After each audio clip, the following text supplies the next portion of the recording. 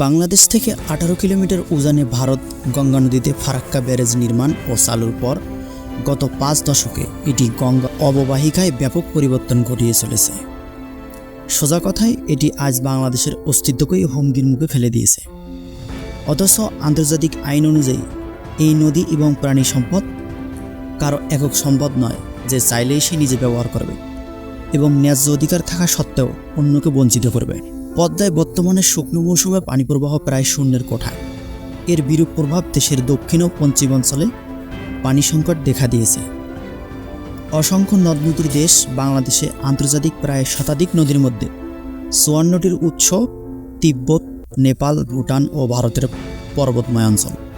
ফলে পানির অবাধ প্রবাহ ফারাক্কার মতো বাঁধগুলো প্রতিবন্ধকতা সৃষ্টি করছে, যা বাংলাদেশের জীবন বৈচিত্র্যের উপর মারাত্মক প্রভাব ফেলছে। প্রকাশিত বিভিন্ন তথ্য অনুযায়ী এই বাঁধের প্রভাবে দেশের মানচিত্র থেকে প্রায় 49টিরও বেশি নদ নদী ইতিমধ্যেই হারিয়ে গেছে এবং আরও প্রায় 100টি ছোট নদ নদী একই পরিণতির দিকে দ্রুত এগিয়ে যাচ্ছে। ফারাক্কার বিরূপ প্রভাব বাংলাদেশের জীবন বৈচিত্র্য আজ মারাত্মক হুমকির সম্মুখীন হয়ে পড়েছে। প্রাকৃতিক ভারসাম্য রক্ষার জন্য অতি প্রয়োজনীয় বনাঞ্চল ধ্বংস হয়ে যাচ্ছে। পৃথিবীর সবচেয়ে বড় ম্যানগ্রোভ বনভূমি সুন্দরবন ক্রমশ ধ্বংসের দিকে এগিয়ে যাচ্ছে। জোয়ারের সময় সমুদ্রের লোনা পানি দেশের অভ্যন্তরের ভাগে প্রবেশ করলে নদীর পানি ঠেলে সেই লোনা পানিকে সমুদ্রে ফেরত পাঠায়।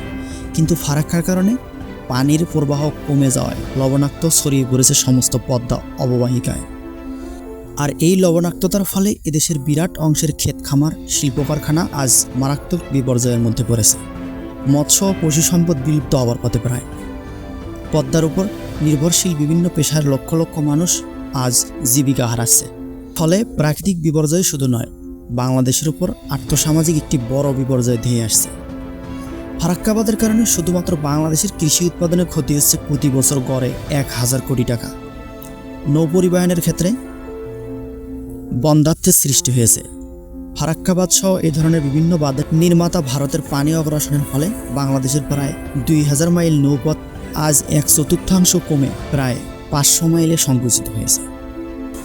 মানবসৃষ্ট এই দুর্বিপাকে বাংলাদেশের কৃষি, মৎস্য, বনজ, শিল্প, নৌ পরিবহন, পানি সরবরাহ ইত্যাদি ক্ষেত্রে মারাত্মক ক্ষতির সম্মুখীন হয়েছে। শুকনো মৌসুমে নদীর পানি কমে যাওয়ায় পানির স্তর অনেক নিচে নেমে গেছে। ফলে টিউবওয়েলের পানি পাওয়া যাচ্ছে না। মানুষের পানীয় জল ও গৃহস্থালী কাজে পানির মারাত্মক সংকট দেখা দিয়েছে। আর এই অবস্থায় দেশ মরুকরণের দিকে ধাবিত হচ্ছে। গঙ্গার এই বাঁধের কারণে বাংলাদেশের দক্ষিণ পশ্চিমাঞ্চলের পরিবেশগত বিপর্যয় আরও ভয়াবহ রূপ নিয়েছে। পদ্মার একটি বড় শাখা নদী গড়াই কার্যত শুকিয়ে গেছে। ভারত বাংলাদেশের প্রতিবেশী রাষ্ট্র হিসেবে পরিচিত হলেও বাংলাদেশের সাথে ভারত কখনোই সে অর্থে আন্তরিক সুপ্রতিবেশী ও বন্ধুসুলভ মনোভাব দেখায়নি। বাংলাদেশের মতো একটি স্বাধীন রাষ্ট্রের উপর আন্তর্জাতিক সকল আইন কানুন নিয়ম নীতিকে অগ্রাহ্য করে পানি সম্পদ উজান থেকে একতরফাভাবে প্রত্যাহার করে নিচ্ছে। পাহাড় ও পর্বত শৃঙ্গসমূহে সৃষ্ট জমা বরফ গলা পানি প্রবাহ অন্যায় ও অযৌক্তিকভাবে বাঁধ সৃষ্টির মাধ্যমে প্রবাহ পথ রোধ করে বাংলাদেশের কোটি কোটি মানুষকে দিনের পর দিন স্বাভাবিকভাবে বেঁচে থাকার অধিকারটুকু হরণ করে নিচ্ছে। ফারাক্কা সহ আরও অন্যান্য নদীর উজানে বাঁধ দিয়ে ইচ্ছেমতো পানি প্রবাহকে ভারতের বিভিন্ন রাজ্যের উঁচু ও মরু অঞ্চলে নিয়ে যাচ্ছে। কিন্তু বাংলাদেশ ভাটি অঞ্চল, এখানকার মানুষের জীবন জীবিকা সহ সবকিছু নির্ভরশীল নদী ও তার পানির উপর। ফারাক্কা বাঁধ দেওয়ার আগে শুষ্ক মৌসুমে পানির প্রবাহ ছিল 60 থেকে 80,000 কিউসেক। ফারাক্কায় ওদের ডাইভারশন ক্যানেল ব্যারেজের মাধ্যমে তারা 40,000 কিউসেক পানি সরিয়ে নিতে পারে। সেটি সরিয়ে নেওয়ার পরে যেটি থাকে সেটি পায় বাংলাদেশ।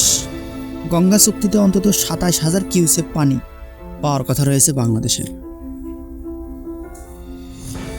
তবে অবাক করা ব্যাপার হলো, এরূপ জীবন মরণ সমস্যার মুখোমুখি হয়েও আমরা চুপ করে আছি বছরের পর বছর। মানবসৃষ্ট এই চরম অন্যায়ের বিরুদ্ধে জেগে উঠতে পারছি না। ভারত কর্তৃক একতরফা পানি প্রত্যাহারের ফলে সৃষ্ট সমস্যা আমাদের জীবন মরণ সমস্যা।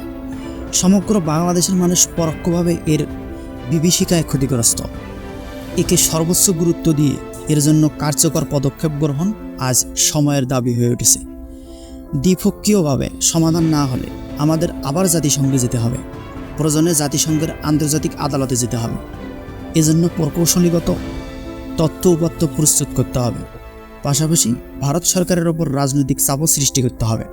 অন্যথায় প্রিয় মাতৃভূমি বাংলাদেশ অনিবার্যভাবে ধ্বংসের কবলে পড়বে। ফারাক্কা একটি রাজনৈতিক ইস্যু, রাজনৈতিকভাবে এর সমাধান করতে হবে। নতুন সরকার এবং ছাত্রদেরকে নিয়ে ইনশাল্লাহ আমরা ফারাক্কা নিয়ে এই সংকটময় সময়ে সঠিক সিদ্ধান্ত নিয়ে সামনের দিকে এগিয়ে যাব। ফারাক্কা নিয়ে সমাধান না হওয়া পর্যন্ত আমরা কখনো পিছু করব না। আর এই সংকটকালে বাংলাদেশের অস্তিত্ব টিকিয়ে রাখতে হলে জাতীয় ঐক্যের কোনো বিকল্প নেই। আজ সময় এসেছে দল মত নির্বিশেষে বাংলাদেশিদের এক কাতারে দাঁড়িয়ে দেশের স্বার্থের পক্ষে উচ্চকণ্ঠ হবা। যদিও এতদিন নেতিবাচক রাজনীতি আমাদের জনগণের মন থেকে স্বাভাবিক অধিকার বোধটুকু কেড়ে নিয়েছে, কিন্তু প্রয়োজন হলে আবারও একটি যুদ্ধ করে পানির উপর আমাদের ন্যায্য অধিকার প্রতিষ্ঠিত করতেই হবে ইনশাল্লাহ।